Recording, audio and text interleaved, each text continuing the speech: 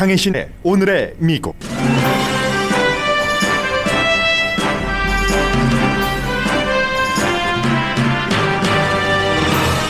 바이든 대통령의 취임 100일 동안의 국정 운영에 대한 국내외 반응이 나오고 있습니다. 국내에서 가장 중요한 4가지 이슈는 바이러스와 경제, 기후변화, 인종평등입니다. 유럽연합과 영국, 러시아와 중국, 사우스아프리카와 브라질 등 각 나라 지도자의 바이든 대통령에 대한 호불호가 엇갈립니다. 연방 법무부가 트럼프 전 대통령이 법무부에 미친 흔적을 빠른 속도로 지워가고 있습니다. 신임 법무장관은 취임 이후 50일 동안 아시아계 혐오 범죄에 대한 데이터를 수집하거나 경찰 개혁을 위한 조사를 하는 등 지난 4년과 다른 법무부의 모습을 보이고 있습니다. 루디 줄리아니 전 뉴욕시장은 연방수사국으로부터 러시아 스파이로 이용당한다는 경고를 받았음에도 경고를 무시하고 선거 기간 중 우크라이나에서 위험 인물을 만났다는 보도가 이어집니다. 플로리다주도 우편 투표 등을 하기 어렵게 만든 법안을 최종 통과시켰습니다. 드롭박스에 투표용지를 넣을 때도 신분증을 제시해야 하는 등의 내용도 포함된 법안입니다.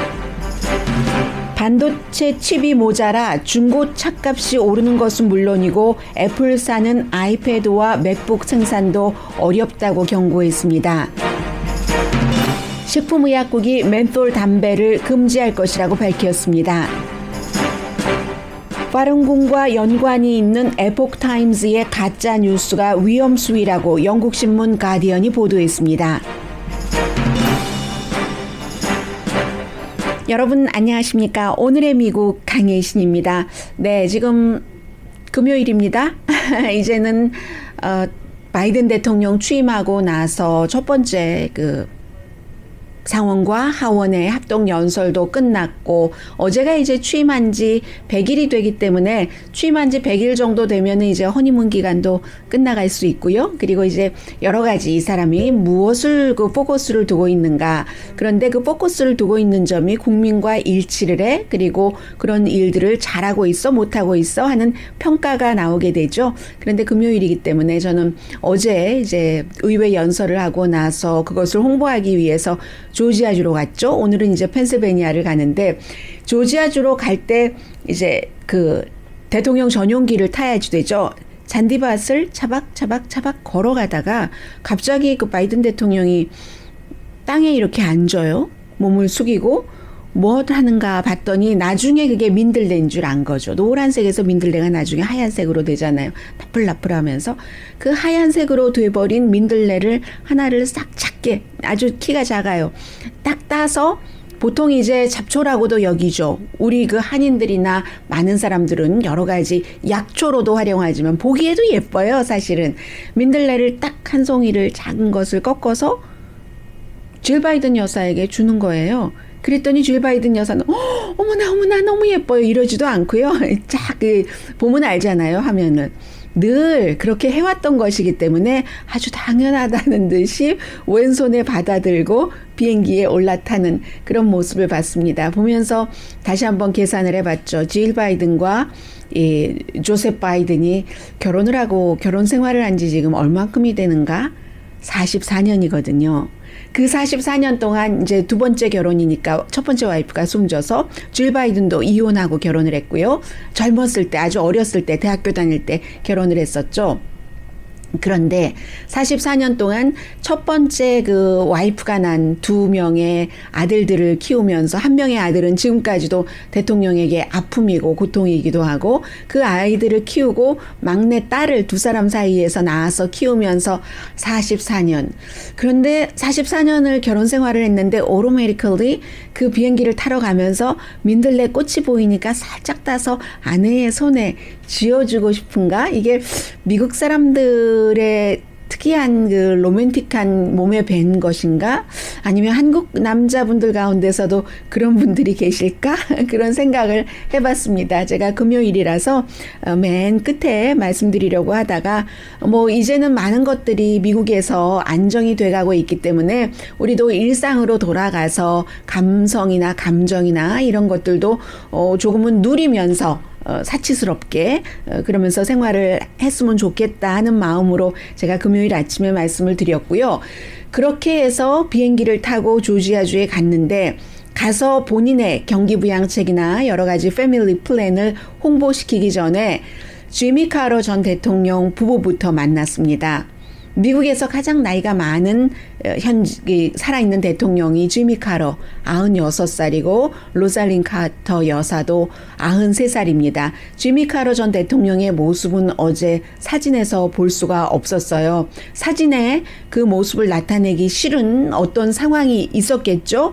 그리고 로살린 여사는 이제 두 사람 조촐한 곳에 사니까 집 안에서 밖으로 이렇게 나오는데 그 워커요. 모든 사람은 다 마찬가지입니다. 나이가 들면 약해지게 돼 있어요. 워커를 들고 이렇게 걸어 나오면서 이 바이든 부부를 이제 배웅하는 거죠. 배웅하는 그런 모습을 볼 수 있었는데 이것도 바이든 대통령의 그냥 평소의 습관이에요. 그 바이든 대통령이 대통령에 나가려고 할 때 민주당에서 별로 인기가 없었습니다.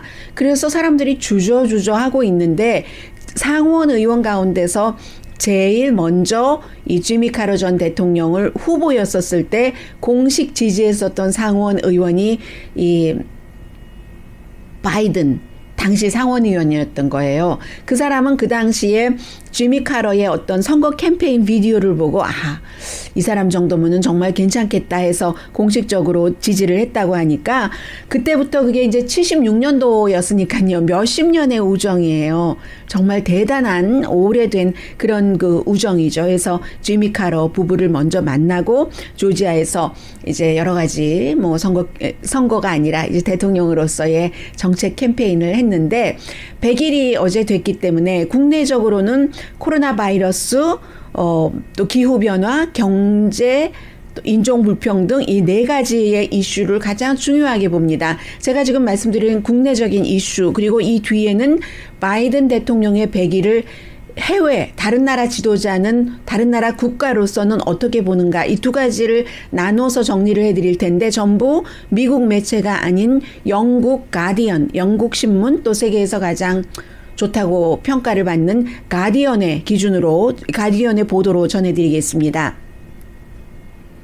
국내 이슈에 대해서 뭐 오늘의 미국을 들으시는 분들이라면 전부 꿰고 계시는 그런 내용이에요. 바이러스도 백신 문제가 나오는데 백신은 개발 부분에 있어서는 계속 이제 백신 개발했고 접종 성공했다라고 얘기할 때마다 그게 바이든이 한 것이냐 트럼프 전 대통령이나 되니까 이렇게 빨리 개발을 할 수 있다라고 수없이 얘기를 하는데 근데 그건 꼭 그렇지도 않습니다. 왜냐하면 미국만 트럼프 그 전 대통령이 며칠 전에 사람들은 잘 모르는 그런 사람과 인터뷰를 했는데 아는 사람은 알지만 우파 극우에서는 그래서 이제 인터뷰를 할 때도 10년 걸릴 것을 내가 열심히 해서 뭐 1년 걸렸다라고 얘기했는데 근데 미국만 그랬으면 말이 되잖아요.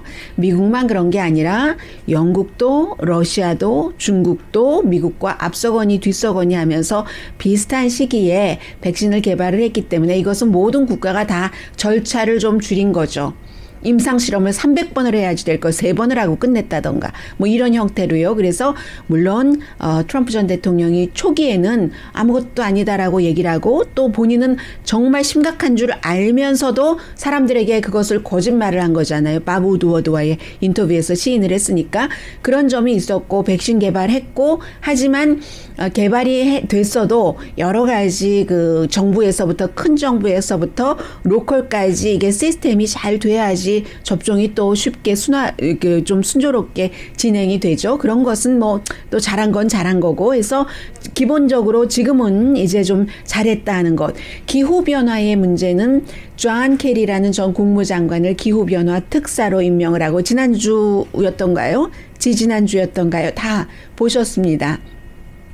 미국이 다시 주도를 해서 여러 가지를 일으키고 파리 기후조약에 다시 가입을 했고 경기 회복만 하더라도 어제 다 말씀드렸죠. 뭐 1사분기 경기 그 국내 총 생산이 그 전분기는 4.3% 증가였는데 6% 6.4%였던가요? 네, 국내 총생산이 그 정도로 증가를 했고, 뭐 주식시장도 지금 뭐 75년 사이에 대통령 처음에 취임하고 이 기간 동안 최고라고 하고, 실업률 뭐 한 6% 정도고, 2월 달에도 뭐 새로운 일자리 뭐 거의 40만 개 만들어졌고, 3월 달에는 뭐 90만 개가 넘었고, 이 정도면 괜찮습니다. 인종평등에 대해서는 우리가 정의 실현이라는 꿈을 더 이상 미룰 수 없다. 이게 바이든 대통령의 마음입니다. 그래서 여러 가지 뭐 아시안에 대해서도 뭐 여러 가지 다 했잖아요.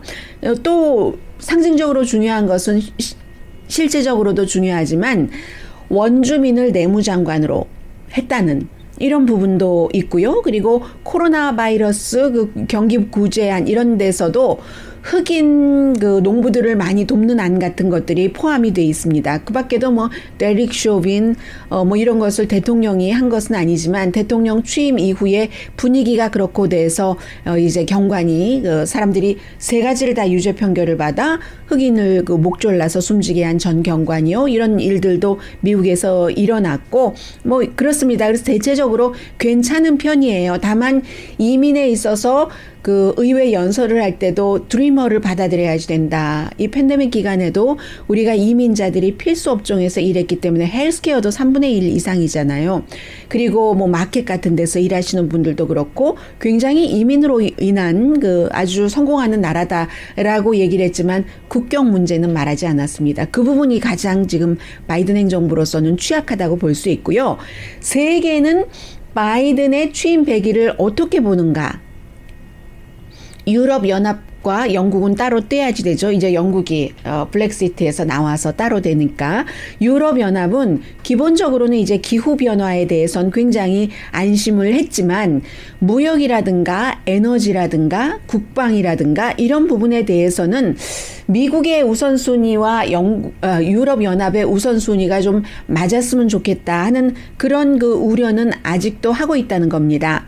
워싱턴의 유럽에 있어서의 주요 외교 정책 목표는 중국보다 유럽 국가들이 미국을 가깝게 해주기를 원하고 그러면서도 그 뭐 유럽 여러 군데서 러시아를 중심으로 해서 일어나는 위험에 대비하기 위해서 방위 분담금 내는 것을 너희들이 더 많이 내라 하는 것은 트럼프 대통령도 그랬지만 바이든 대통령도 결코 거기에 못지않게 계속 그 부분을 유지를 하고 있으니까는요. 그리고 이제 미국 회사 유럽에서 차별하지 말아라. 특히 테크놀로지 회사 같은 경우 이런 압박을 주는 것이 미국의 우선 목표인데 유럽이 볼 때는 2016년 이전에 미국의 유럽 정책이 좋았다고 생각을 한답니다. 가디안의 보도예요. 가디안이 뭐 각 그 지역마다 그 전문가를 통해서 이런 것들을 분석을 해놨고 저는 긴 기사를 짧게 여러분들께 요약을 해드리는 겁니다. 2016년 미국의 유럽 정책이 왜 좋았다고 유럽 사람들은 생각을 하느냐면은 장기적인 큰 좀 멀리 보는 비전이 있었기 때문에 유럽에서도 정책을 수립할 때 좀 좋았다는 것이고요. 그리고 미국이 생각할 때 유럽이 정말 귀한 동맹국이다라는 것을 느낄 수 있었고 그리고 유럽과 미국이 서로 믿을 만한 파트너다. 그렇기 때문에 영국 같은 경우는 뭐 미국과 아주 중요한 정보를 공유를 하고 있잖아요. 그래서 그러한 점들이 조금 그 트럼프 전 대통령 시대에 너무나 무너졌기 때문에 아직도 바이든이라고 대통령 한 사람 바뀌었다고 그 전에 4년 동안 해놨던 게 있는데 다 바뀌어 하고 반신반의 하는 그런 부분이라고 하고요. 러시아는 한마디로 혼란이라고 표현을 합니다. 왜냐하면 시작 자체는 좋았어요. 러시아와 이제 핵무기를 감축하는 뭐 뉴 스타트 프로그램 딱 했죠. 그리고 나서 한 주일 뒤에 러시아의 블라디미르 푸틴은 살인자야.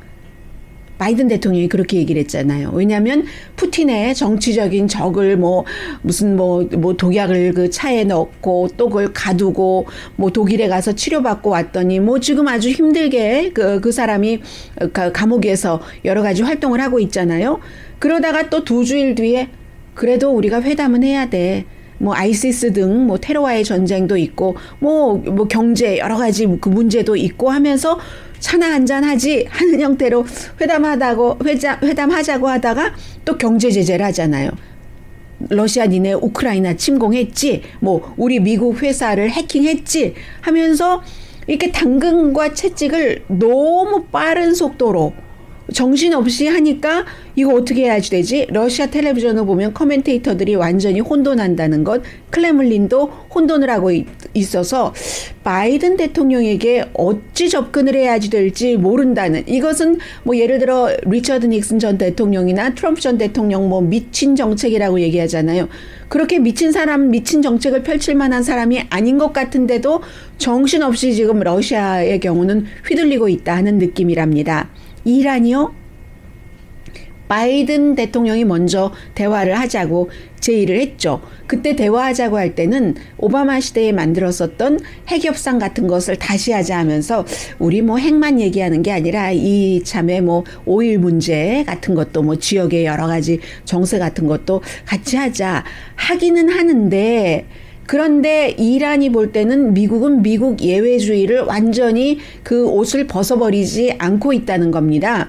이란으로서는 아니 그러면 당신네들이 이란의 입장에서 볼 때 부당하게 제재한 것부터 풀고 대화를 해야지, 그런 것도 안 풀고 어떻게 대화를 해 하는데, 바이든 대통령은 말은 조금 부드럽게 하는데 풀어줄 것은 이란이 원하는, 풀어줄 것은 또 풀어주지 않고 있거든요.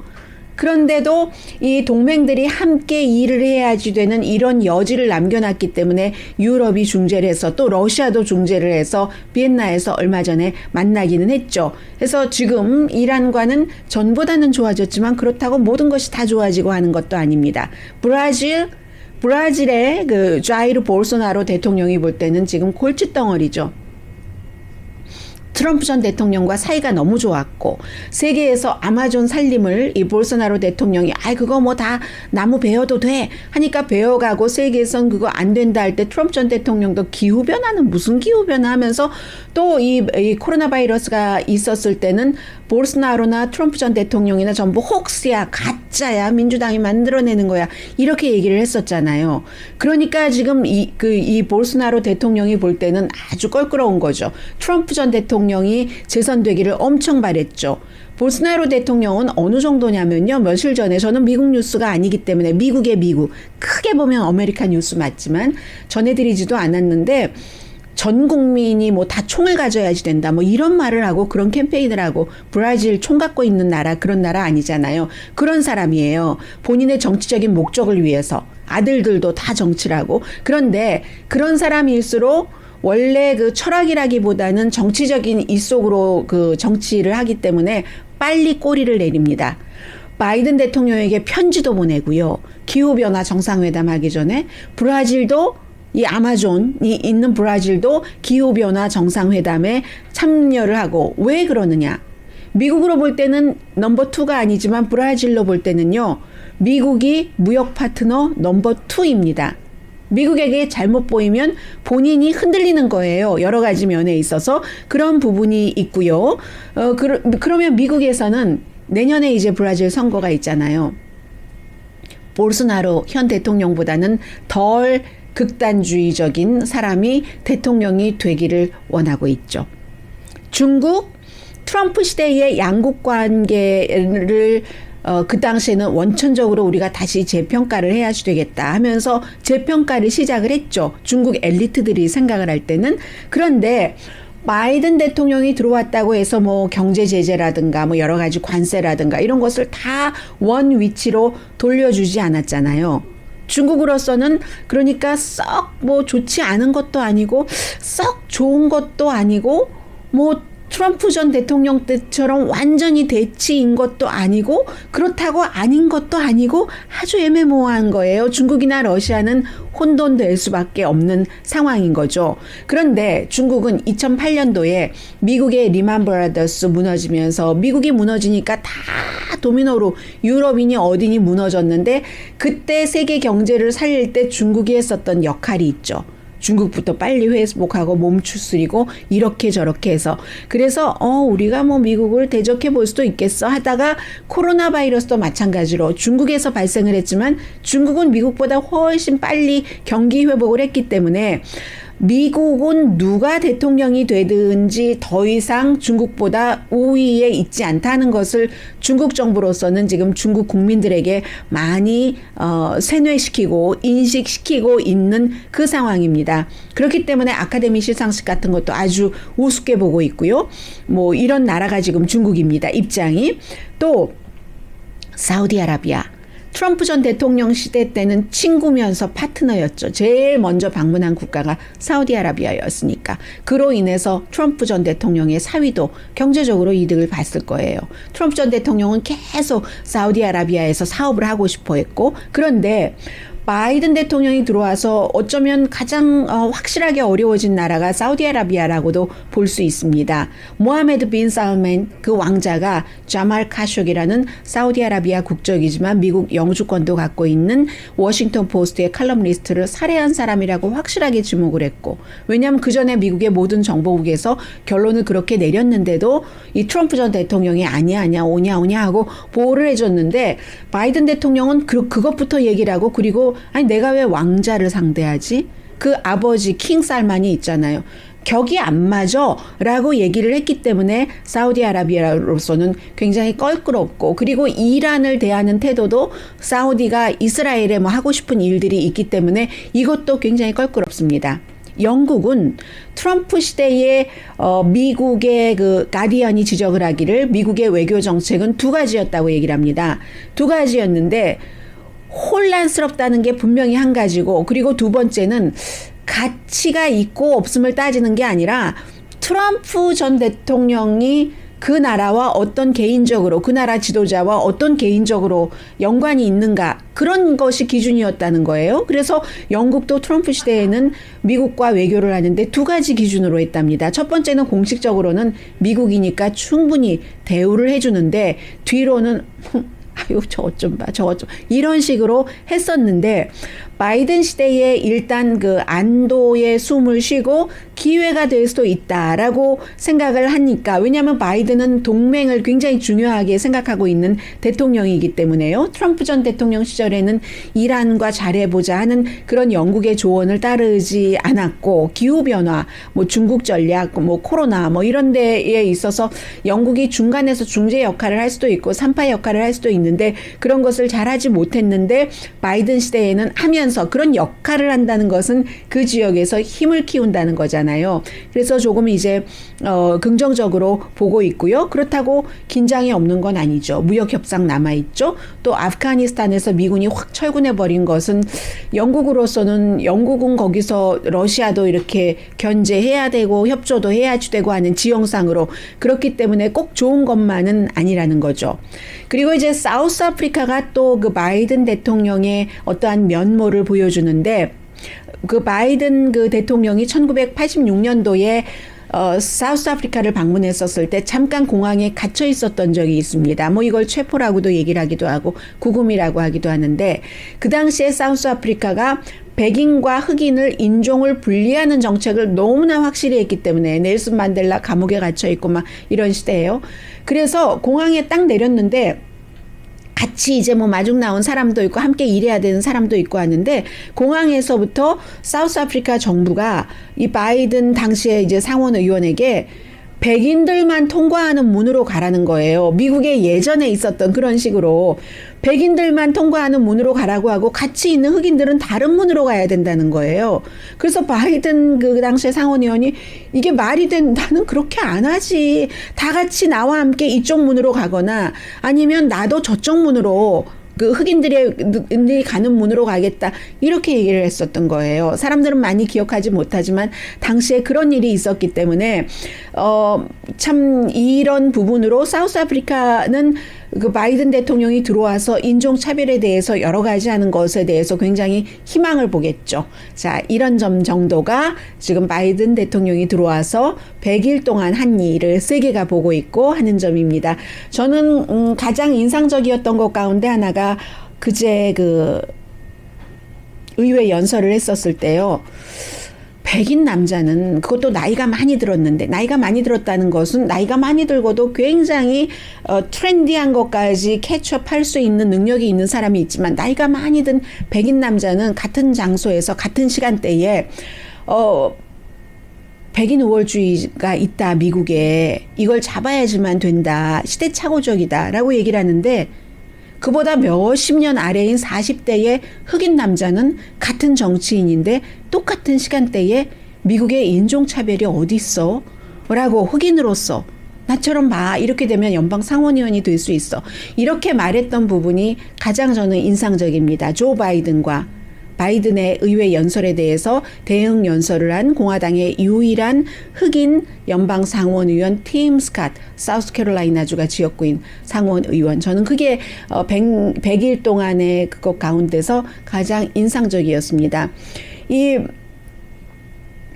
상원에서 한 명인 것뿐만이 아니라요. 435명이잖아요. 하원에. 연방 하원 의원이. 그 가운데서 57명이 아프리칸 아메리칸 연방 하원 의원이거든요. 57명 가운데 2명만이 아프리칸 아메리칸이고 55명 아프리칸 아메리칸 연방 하원 의원은 전부 민주당입니다.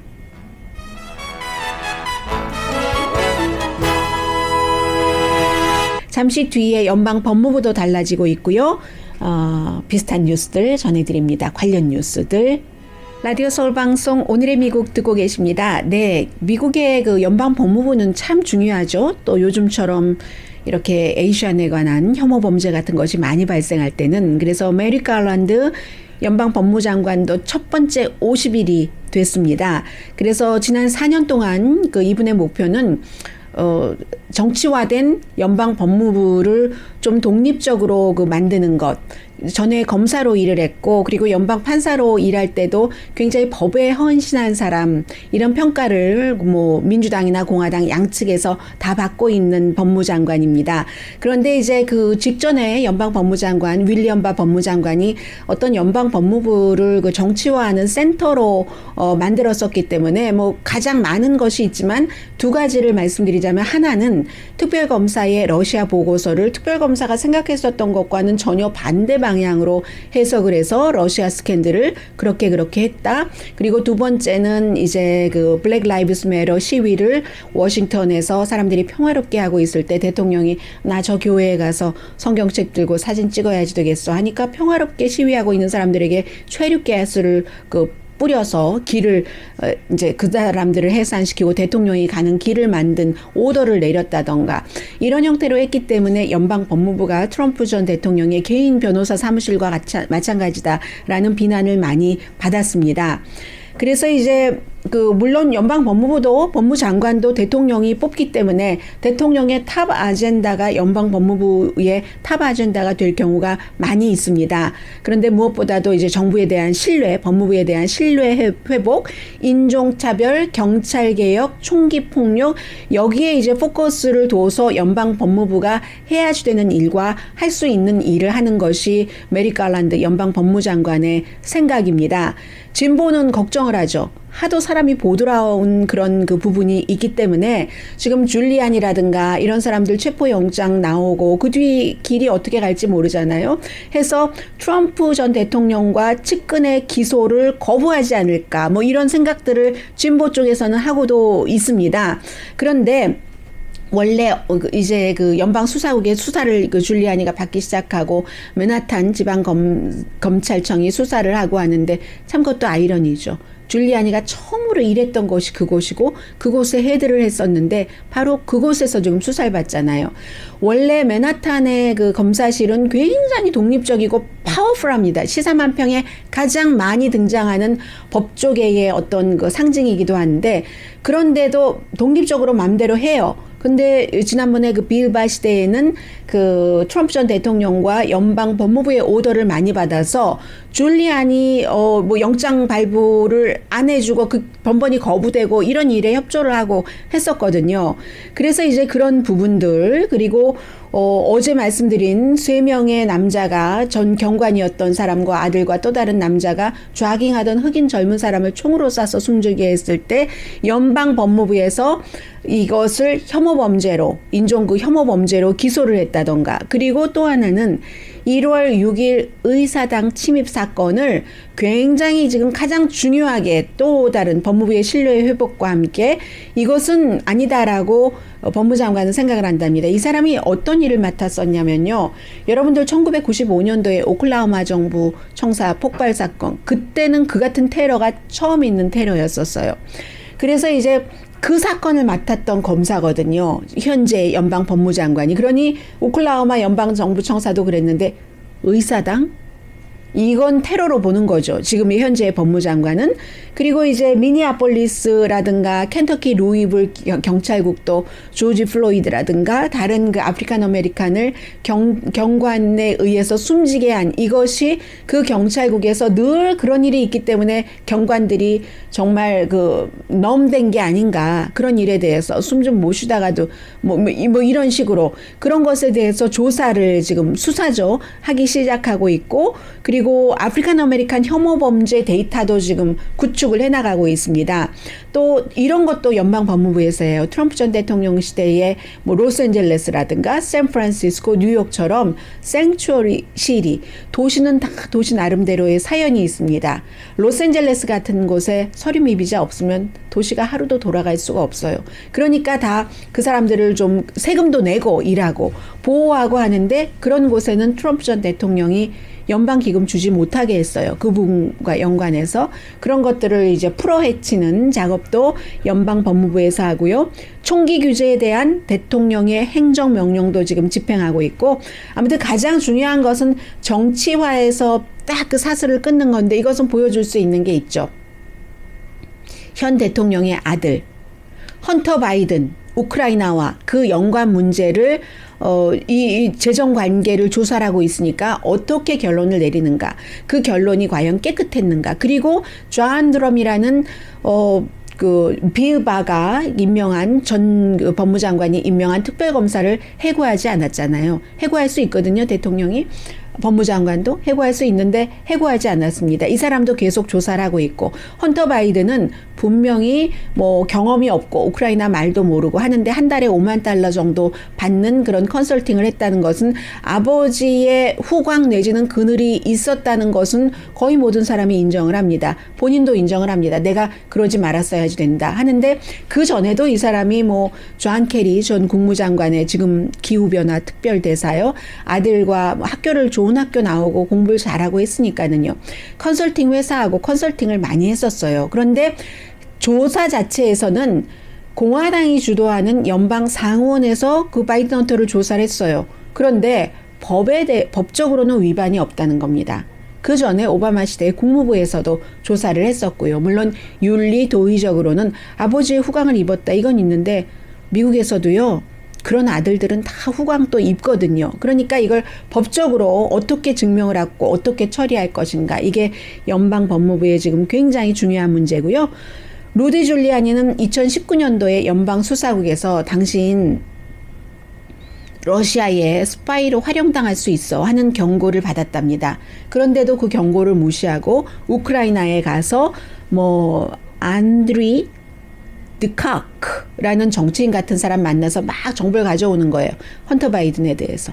뭐 이런 것들을 가지고 오고, 이게 이렇다 저렇다 막 얘기를 많이 했었잖아요.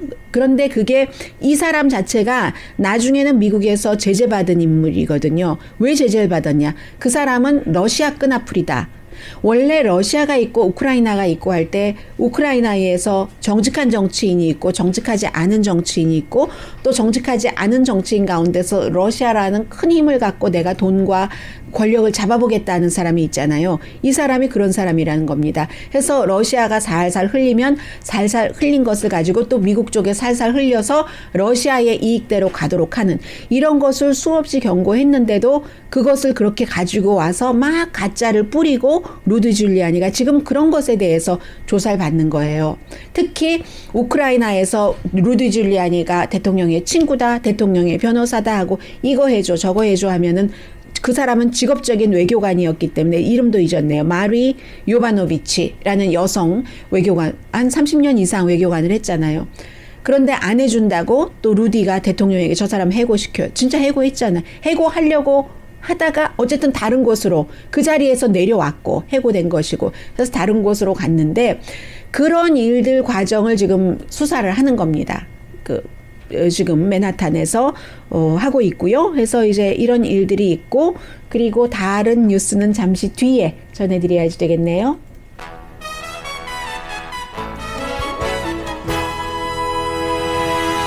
라디오 서울 방송 오늘의 미국 듣고 계십니다. 네, 플로리다주에서도 조지아주에 이어서 지난번에 이제 상원에서 먼저 통과를 시켰죠. 찬성 23대 반대 17. 투표하기 좀 힘들게 하는 그런 법안입니다. 그리고 하원에서는 하원 의원 숫자가 많으니까 찬성 77대 반대 40. 플로리다주가 공화당이 강하니까 당연히 이제 당파적으로 공화당이 통과를 시켰고 공화당의 주지사는 서명을 할 것이고요. 또 지금 플로리다주의 공화당 주지사가 2024년도에 뭐 가장 떠오르는 공화당의 샛별이 됐습니다. 트럼프 전 대통령도 딱 보고 있는 것 같고요. 해서 법 자체가 이제 플로리다주에 살고 계시는 분께나 뭐 자세히 필요한 것이지만 개념만 말씀드리자면 드롭박스에 어떤 식으로 투표용지를 작성을 해서 당일에 투표하지 않고 이 우편함 같은데 드롭박스에 넣을 때도 누군가 사람이 지키고 있으면서 신분증을 보라고 한다던가 처음에는 원래 드롭박스를 없애려고 했었어요. 플로리다주에서. 그랬더니 그건 좀 너무 심하다 해서 이렇게 했고 또 무당파 그룹은 유권자가 이제 당일날 투표를 하고 있을 때 플로리다주와 좀 비슷한 거예요. 150피트는 접근 금지다. 물도 못 주고 음식도 못 주고 피자 조각도 못 주고 한다는 그런 얘기입니다. 그리고 이제 뭐 여러 가지 어쨌든 부재자 투표와 우편 투표와 그 드롭박스에 넣는 것을 힘들게 하는 이런 법안을 통과시켜서 이것은 뭐 플로리다와 조지아뿐만이 아니라 그 공화당이 강한 지역에서 전부 하고 있는 일이고 텍사스주에서는 그렇기 때문에 이걸 막으려고 하고 있고 왜냐하면 기본적으로 이게 뭐 어쩌다 부정선거를 하겠다고 해서 그런 뜻이겠어요. 미국이라는 나라가 민주주의고 민주주의는 옳건 그르건 다수결의 원칙에 따라서 그게 민주주의의 딜레마이기도 하고요. 다수결이라고 다 올바른 방향은 아니잖아요. 사실은.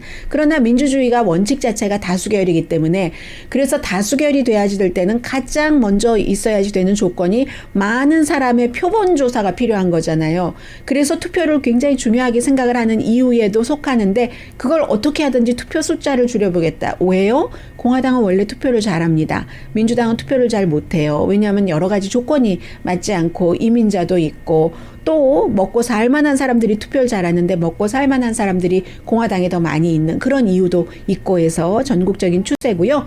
3월 달에 미국 가정의 수입이 21% 늘어났다는 것은 상상하시는 그대로입니다. 연방정부에서 지원하는 돈이 많았고 다시 경제 오픈했으니까는요. 그런데 얼마 전에 이제 백악관에서 뭐 한국의 뭐 삼성도 가상 회의에 참여하고 있는데 반도체 칩이 굉장히 부족하잖아요. 그래서 포드 자동차, 폭스웨건 자동차 회사 중에서 모델을 아주 인기 있는 모델들을 못 만드는 것은 뭐 당연히 몇 개월 전부터 너무 심각했는데 이게 픽업 트럭이 그래서 중고차 값이 올라요. 평균 뭐 17,609달러라고 하는데 픽업 트럭은 몇 개월 전에 비교할 땐 너무 많이 올랐다고 하고 수요와 공급의 다이내믹 당장 금방 바뀌지는 않을 것이라고 하는데 칩이 너무 부족하니까 포드의 베스트셀러인 뭐 Q2 생산이 50%나 지금 줄어들었고요. 트레이드인 어렵고 원래 타고 있는 거 가져가면 사주고 이제 새 것을 팔기 위해서 이것도 요즘 좀 어렵고 하니까 전체적으로 자동차 마켓이 조금 딜러에서는 불안하고요. 새 자동차 판매 예상보다 빨리 된다고 하고 애플도 반도체가 부족하니까 전체 공장을 부분적으로 닫는 곳도 있어요. 자동차 같은 경우는.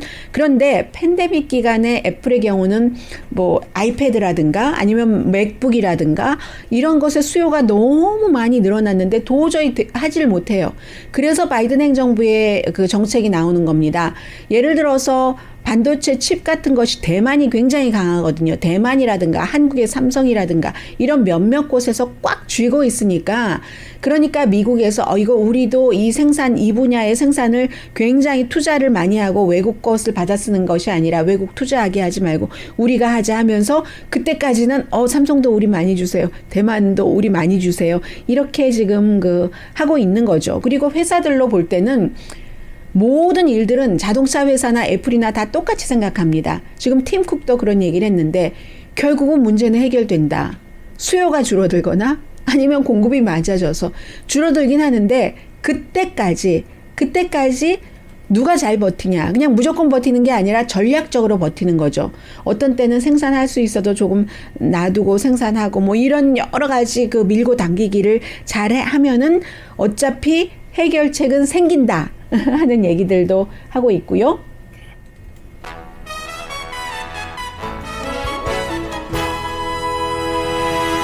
라디오 서울 방송 오늘의 미국 듣고 계십니다. 네, 얼마 전부터 한다 하더니 정말 하네요. 그런데 기간이 오래 걸릴 겁니다. 미국에서는 중요한 뭔가 전환해서 바꾸려고 하면은 소송이 걸리잖아요. 식품의약국이 멘솔 담배를 꼭 우리는 시킬 것이다. will이라고 얘기했는데 이게 왜 문제가 되냐면 흑인과 젊은이들에게 이 멘솔이 인기가 있기 때문입니다. 멘솔 담배 회사가 흑인 커뮤니티에서 뭐라고 얘기를 하냐면요.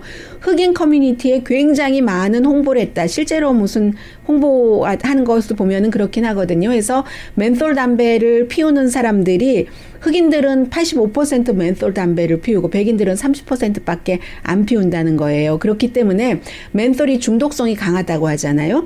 심장협회, 폐협회뿐만이 아니라 유색인종지위향상협의회가 그동안 계속 왜 멘솔 담배를 이거를 금지를 안 시켜? 라고 얘기를 하는 거죠. 왜냐하면 2000 몇 년도였었죠. 2009년도에 향이 있는 담배는 금지시키면서 멘솔만 예외를 했잖아요. 이걸 할 것이다. 우린 반드시 할 것이다. 라고 얘기를 하고 있고요. 그리고 이제 모든 것들이 조금씩 정리가 되면서 잔재가 남아있을 수도 있고 하는 부분이 있는데 에포크 타임스라는 신문이 문제입니다. 세계 36개국의 언어가 한국어를 포함해서 중국어를 포함해서 영어 너무 많이 퍼져 있고 이게 파룬궁과 연관이 돼 있어서 파룬궁 하면은 지난 수십 년 동안 중국 정부와는 완전히 적이잖아요. 적인데 파룬궁의 이 최고 헤드가 스티브 베넌이라는 전 백악관의 수석 전략가와 함께 친하면서 그 사람이 하는 겁니다. 아주 정말 궁을 지어놓고 살아요. 뉴욕 부분에 궁을 지어놓고 살면서 이 에포크 타임스의 최종적인 결정은 이제 그 사람이 하는데 스티브 베넌과 친구 막 요트도 같이 타고 다니고 그래요. 엄청난 부자예요. 이 파룬궁 기체조 있잖아요. 또 무슨 파룬궁 예술 이런 거 많이 해요. 예전에 문선명 씨의 통일교처럼 리틀 엔젤스하고 하던 것처럼 많이 하거든요.